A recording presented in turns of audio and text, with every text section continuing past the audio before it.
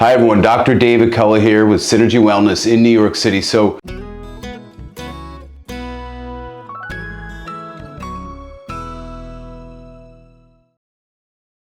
for those of you suffering from costochondritis and maybe you have a shoulder problem, or maybe you don't think you have a shoulder problem, okay?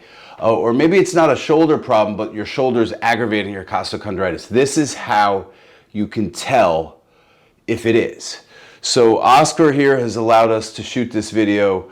You guys should be thanking him. Just send a shout out to him in your comments. But he has costochondritis. He also has a little bit of a hiatal hernia, a mild one. We've dealt with that with the hiatal hernia maneuver, but his pain specific right here in the chest, it doesn't spread out like some of you have, but it's related to his upper thoracic spine. And I've spoken about that over and over again, how the thoracic spine has the ribs attaching to it on the back end and then up here, right? So we've been really addressing his upper back, adjusting that, releasing the muscles that attach the ribs to the thoracic spine, okay? And addressing that. We've even adjusted his ribs a few times, but I just asked him to test it or aggravate it. So do something that aggravates your chest. And what he did was, go ahead and show them. Yeah. Like how you bend your head forward, like how you would aggravate it, yeah. And then see how he's bringing his shoulders forward? So that aggravates his chest pain, correct? So it's the forward shoulder issue and then also bending his head down. Now the bending of the head down is probably better, right? So that's better. So now when he brings his shoulders, that's when it triggers it still, okay? So what that tells me is he has a shoulder subluxation. So this is how I tell. You guys aren't going to be able to tell this on your own, but you can pretty much guarantee if you're bringing your shoulders forward and that aggravates your costochondritis, then you probably have an anterior subluxated humerus, right? So the humerus attaches into the glenohumeral joint, right? And I've done videos on this, how I adjust this, and I'm going to show you how we adjust it. But here's how we muscle test it. So we're going to go ahead and test his anterior deltoid muscle, and that'll tell me if he has a forward subluxation. It's not a dislocation, it's a subluxation, okay? So when we push down, we're going to turn this way a little bit. Go ahead. Okay, and just resist me, okay? On 3, I'm going to push down. 1, 2, 3. So this one got a little bit weaker here. It's kind of hard for you to tell. I could do it from this side here so we don't get his shoulders tired out here. But you're going to raise them up, and on 3, I'm going to push down. 1, 2, 3. Okay, try to resist me again, because both of them looked weak on that one, but that is not the case. And on 3, resist. 1, 2, 3. Yeah. Okay, did I push harder on one side more than the other? Okay, so muscle testing takes practice. So I don't expect you to get your spouse to go and push down. But another sign is when you get pain when I push down on the arms. Have someone else push on your arms. And if you get a little strain or a little discomfort in that arm, that's another indication. So we just adjusted his thoracic spine. Now we're going to go ahead and adjust his shoulder. There's a couple ways to do that. He's a big guy, so we're going to do it with you sitting right here, okay?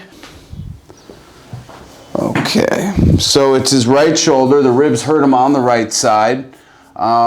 Typically, it's going to be the shoulder that's on the side of rib pain, but some people have rib pain on both sides, right? So you can have this problem on both shoulders. And sometimes we get an audible click or, like a cracking noise. Sometimes we don't. And just take your hand just like that. Good. And just relax here. Okay, now stand up here. And we're going to muscle test it again right over here. Arms out. And I'm going to push down and you resist me on 3. 1, 2, 3. Yeah. Big difference, right? Yeah. Yeah. He's got a high threshold for pain.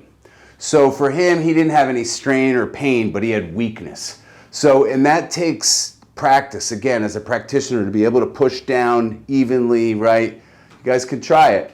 So now I asked him about why his upper back is always out of alignment.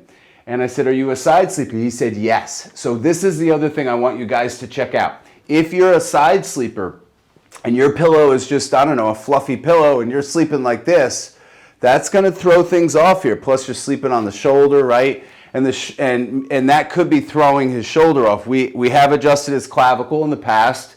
So sometimes I have to do that. I've talked about that in my videos with costochondritis. There's definitely a connection to the shoulder in many of these cases. So I recommend this pillow by Therapeutica, okay? And you can find them on Amazon for like 85 bucks, but they come with a size chart.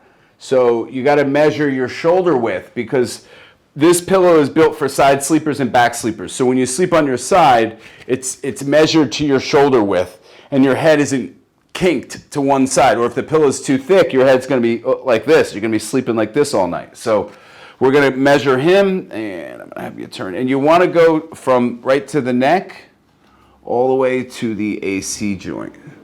So, and you want to test both sides. He's a large, okay? That's what I sleep with. He's got broad shoulders, so he would be a large, okay? And there you have it, folks. If you're dealing with costochondritis and it gets worse with the shoulders forward, check out your shoulders. Go to an extremities chiropractor and have that taken care of. Thanks for tuning in. Thanks, Oscar. Thank you guys so much. If you got anything from this video, or even if you just like this view of the Empire State Building and the Chrysler Building, give me a like and don't forget to subscribe. Appreciate you guys.